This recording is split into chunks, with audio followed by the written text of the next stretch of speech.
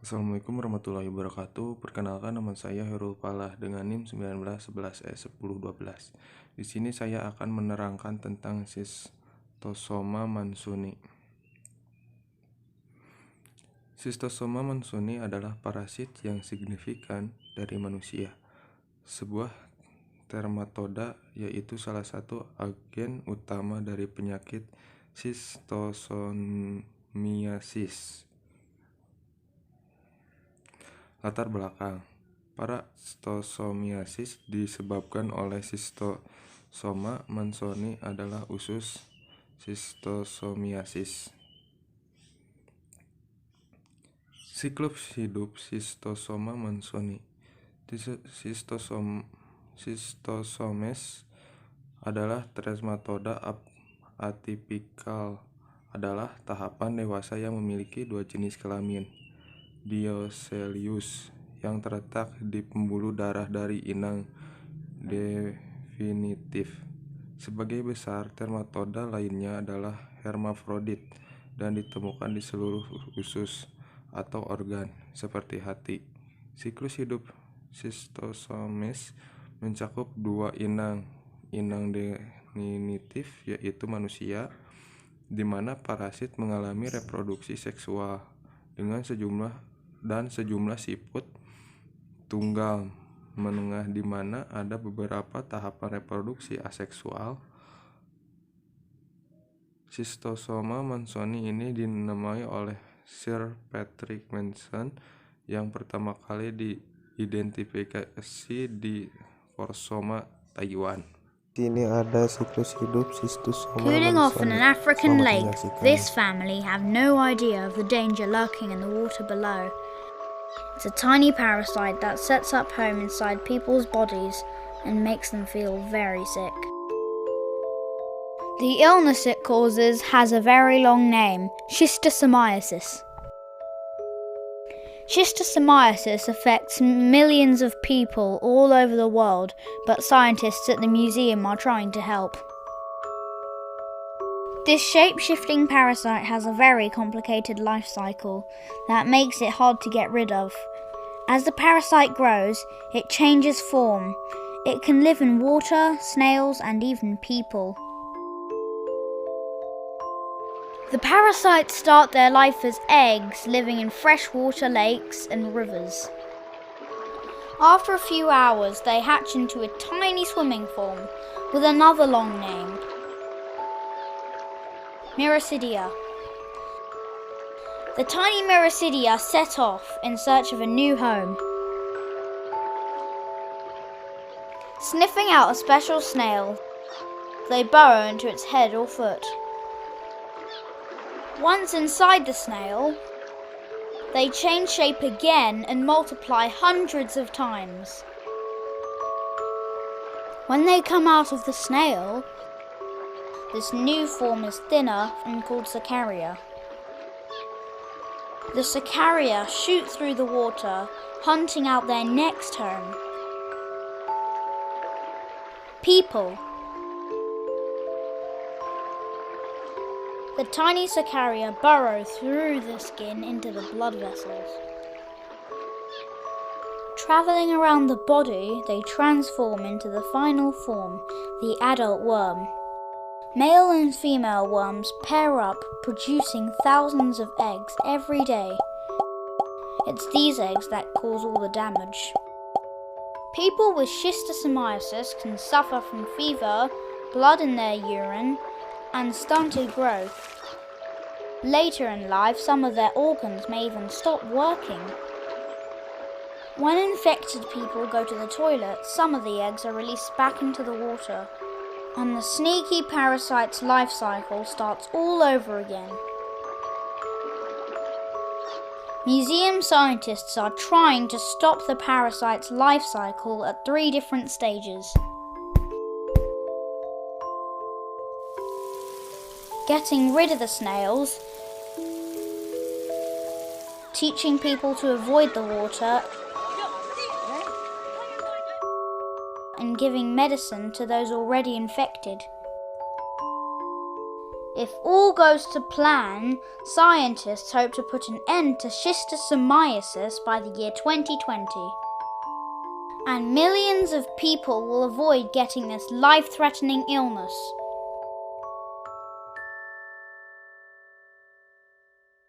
Penyebaran Schistosoma mansoni. Schistosoma mansoni ditemukan di seluruh Afrika dan Amerika Selatan, terutama di Brazil, Venezuela, Suriname, dan Guyana.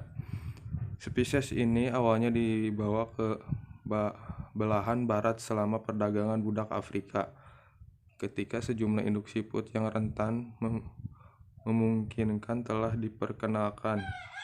Mereka mungkin saja membawa air minum yang terkontaminasi. Schistosoma mansoni penyebab morbiditas pada manusia dengan prevalensi tertinggi di perdesaan sub-Sahara Afrika. Infeksi ini berkepanjangan dengan deposisi telur di pembuluh darah usus, penyebabnya pembesaran hati dan limpa, dan akhirnya terjadi morbiditas kronis. Morbiditas Schistosomiasis terutama disebabkan oleh respon imunologis yang merusak pada telur. Schistosoma mansoni yang disimpan di hati dan usus oleh cacing betina dewasa yang hidup di pembuluh darah dan di sekitar organ-organ. Infeksi Schistosoma mansoni diperpanjang dengan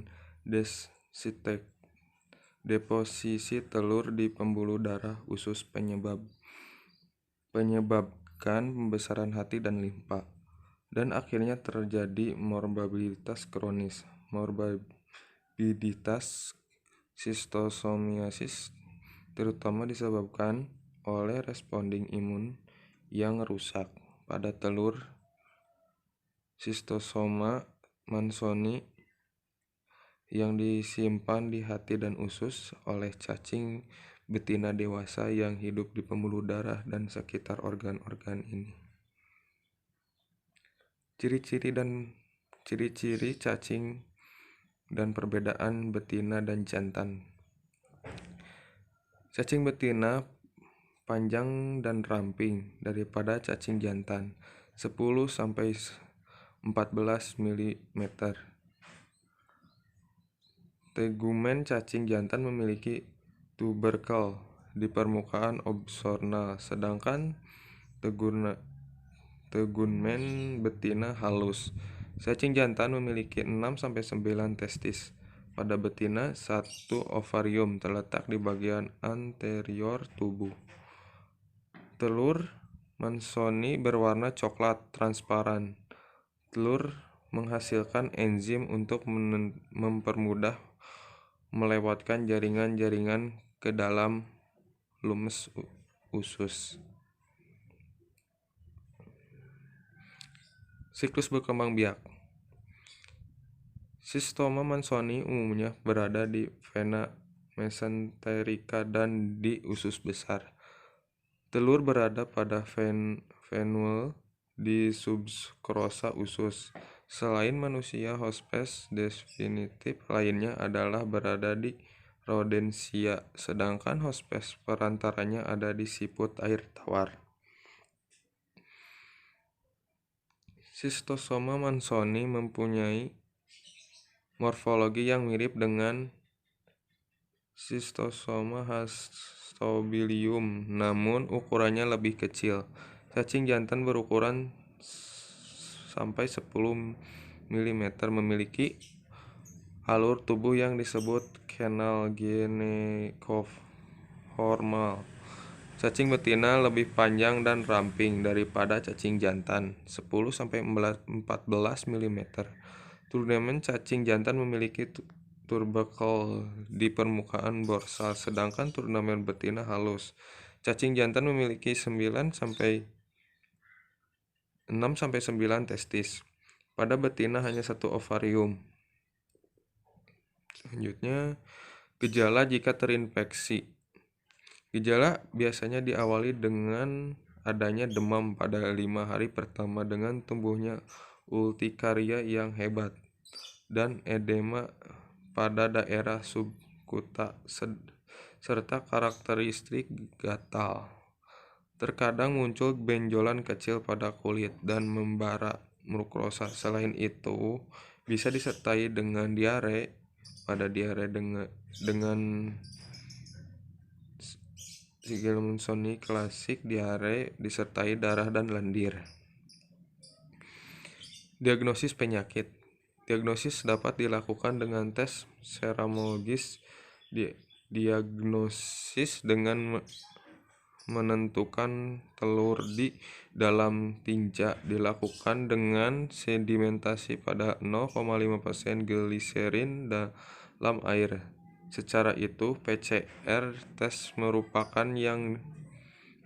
tes dengan sensitivitas tinggi dan spesifikasi dalam mendeteksi DNA parasit Schistosoma monsoni dari sampel urin dalam kombinasi dengan uji PCR konvensional. Penderita dengan komplikasi pulmoner diagnosis berdasarkan pada gambar klinis, visualisasi dari lensa pada sinar röntgen, ronsen, dan adanya telur dalam spektrum. Pengobatan. Transmisi Schistosoma mansoni dapat dikurangi dengan praktikuentel, PKI, obat masal, administrasi MDA meraktekkan mereka yang beresiko terutama di usia 20 tahun, di bawah 20 tahun, tetapi kemungkinan memerlukan dosis berkelanjutan dan lebih teratur dalam setahunnya. Dosis praziquantel untuk intestinal schistosomiasis 40 mg per kilo per hari secara ordo dalam 2 dosis terbagi selama 2 hari. Pencegahan dapat menunjukkan bahwa penggunaan monoksida pada siput dapat efektif mengurangi atau memutuskan transmisi parasit. Akan tetapi, hal tersebut memerlukan waktu yang cukup lama. Pencegahan lain bisa dilakukan dengan program kesehatan masyarakat, dengan menyediakan tempat mandi umum, cuci pakaian, serta saluran pembuangan yang sehat. Sekian presentasi dari saya. Mohon maaf bila ada pengucapan yang salah. Mohon maaf bila ada kesalahan. Terima kasih telah menyaksikan. Wassalamualaikum warahmatullahi wabarakatuh.